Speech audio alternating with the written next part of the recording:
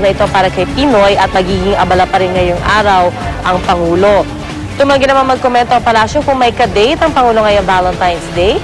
Yan po ang mainit na tanong matapos ang breakup nito kay Valenzuela Councilor Shalani Soledad at pagkakalink sa stylist na si Liz Uy. Dapat silitin natin yung schedule ni Pinoy ngayon kung meron siyang personal time. Diba? Ganun yan. Wala siya sa official schedule pero baka may personal time siya. Kasi sinasabi regular day pero magde-date yan. Baka sa nagpag-date sa loob ng Malacanang, pwede rin pumunta doon si girl. Ang boring naman, Valentine's Day tapos wala lang gagawin. Siya pa, binata. May Porsche. Porsche. Sayang ang Porsche. Sakto pang date. Tahimik lang sila ni Len Lopez, diba kahit pa paano. They enjoy yung privacy nila. Confirmed. Okay, ibang balita naman po tayo mga kapuso. Isa nakakantig na kwento naman po ng mag-asawang aming ibabahagi sa inyo. Ready na ang inyong mga panyo. Cheers ito. Kung meron love at first sight, aba, ibahin niyo po ang dalawang ito at sa love at first touch, nagsimula ang kanilang love story. Yan ay dahil pareho po silang bulag. Para sa mag-asawang Danilo at Leilani Robles, ni hindi pa nga nila nasusulyapan ang itsura ng isa't isa. Pero kahit daw ganito ang sitwasyon, hindi ito hadlang sa kanilang pag-iibigan. Nagkakilala lang sila sa pamamagitan ng telepono at noong 2002, nagkaroon ng pagkakataong pagtagpuin silang dalawa. At doon hinaplos ni Danilo ang kamay ni Leilani na pinagmulaan ng kanilang pag-iibigan. Gaya ng iba, nanligaw din daw si Mang Danilo. At ilang taon lang, nauwi na sa kasalan ng kanilang pag-iibigan. Sa ngayon, nagtutulungan sila sa pagkatabaho araw-araw. Love is blind, di ba? Yan yung talagang literal. Love is blind. At saka ang galing magmasahe ni Mister. Diba? Ang sarap nun kung pareho sila nagmamasahihan, diba? Sweet nila. Sweet. Dapat first touch. May anak kaya sila? Dapat first touch. So bilang puro love stories tayo ngayong araw na ito. No? Ito naman po, naging espesyal ang pagtatapos kahapon ng Hot Air Balloon Festival sa Clark Field, Pampanga. Ito yung 16th International Hot Air Balloon Festival. Alam niyo kung bakit? Bakit? Kasi may isang lalaki doon na nag-propose sa kanyang pinakamamahal.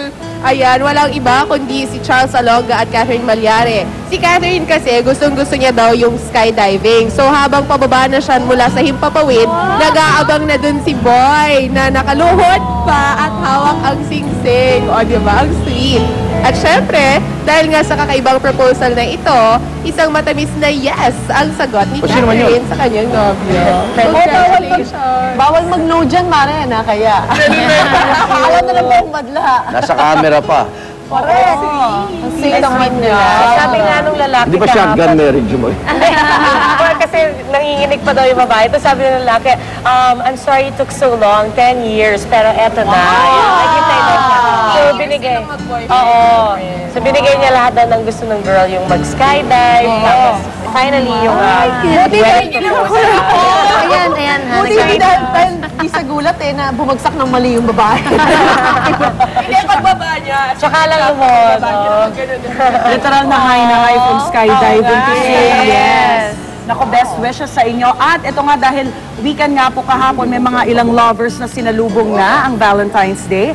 Ang punta po ng marami sa kanila, ang mga nakakabilib na fireworks display naman sa 2nd Philippine International Pyro Musical Competition dyan po sa Pasay City.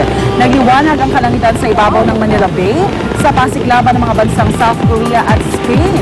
Mapabata o matanda na mga sa fireworks na sinabayan pa ng musika. At syempre yung iba nga, syempre sweet na sweet pa, gaya ng mag-asawang suki ng Pyro Fest.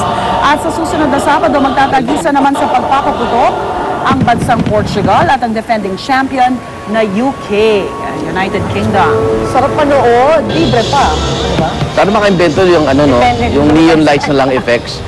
Para hindi maano yung environment. Para walang uso. Ganda. Gandang tignan, pero yung epekto kasi niyan. Sa environment. Lalo sa may mga hika, okay, manood niyan.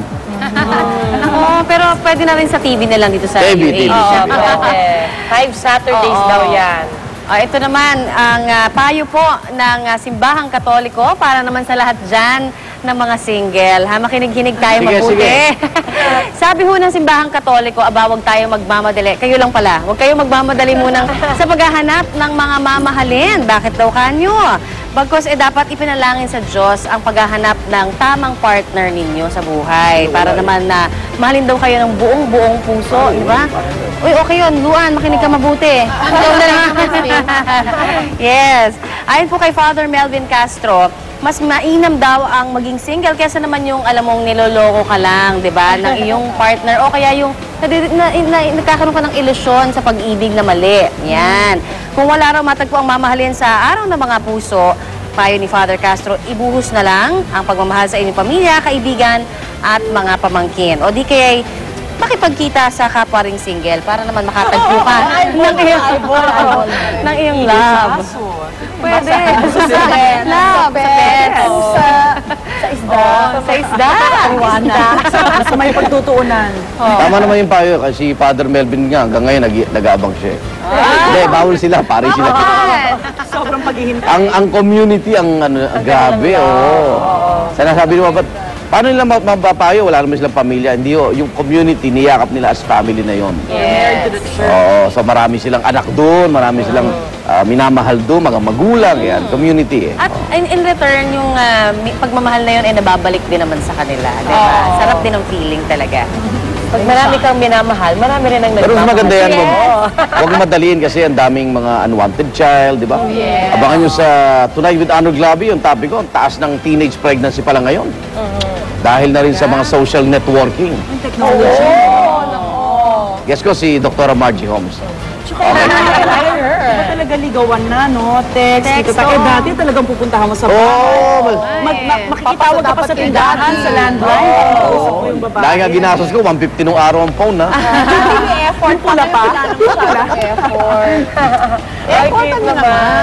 Yeah, kaya mga magulang, di ba? Kailangan lagi yung mga magulang ay talagang nagbabantay at para gabayan ng mga anak. Bantatay. Ito naman po sa China, magugulat po kayo sa isang 74 anyos na lalaki dahil hindi lang ang ginawa niya, kumakanta siya ng nakitiwarika at hindi lang siya basta nakabaligtad.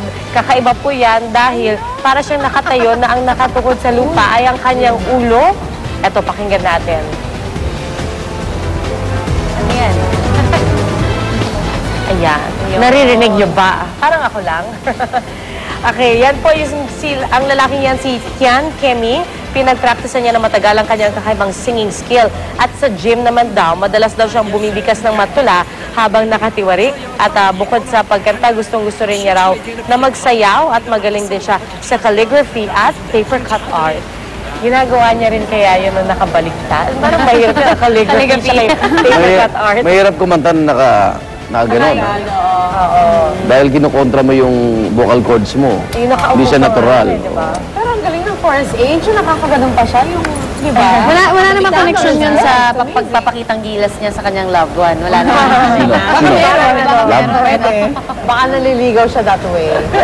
Okay, alamin na natin. Naku, magiging killjoy ba ang panahon sa mga magde-date ngayon? Alamin natin ang lagay ng panahon mula kay Love.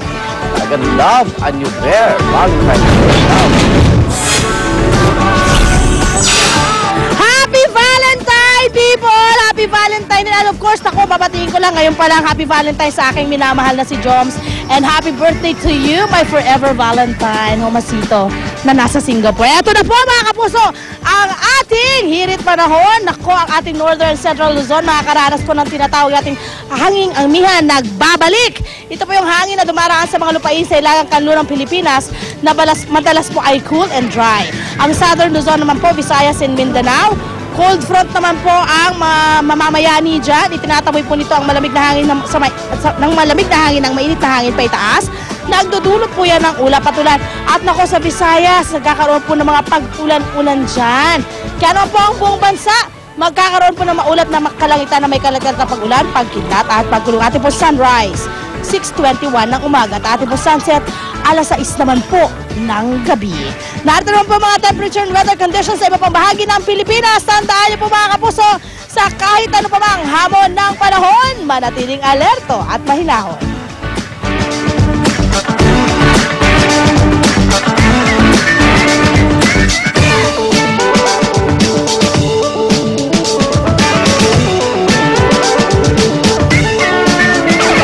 Okay, mamaya, di ba kinikilig na kayo kanina doon sa mga nagano? Sa Mamaya po, abangan nyo kasi may magpo-propose po rito live. At hindi mo na namin siya ayan siya, oh.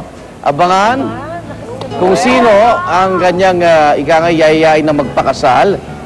Na, ewan ko, napakinggan mo si Padre Melvin Castro, pero yan po ay magpo-propose siya live at pinili niya ang unang hirit. Hoy, hindi na kayo kasali. Si Luwan kasali pa, pero kayo hindi na. Yung wedding talaga nila, sagot ng unang hirit. Sagot ng unang hirit? Proposal lang. Ano yan? Gusto ko, alam ko, sumasayaw ko eh. Okay, dyan lang kayo mga igan kung saan dito lang sa morning show na ito puno-puno ng pag-ibig at pagmamahal. Mamaya, kikiligin kayo dito sa Unang Hirit!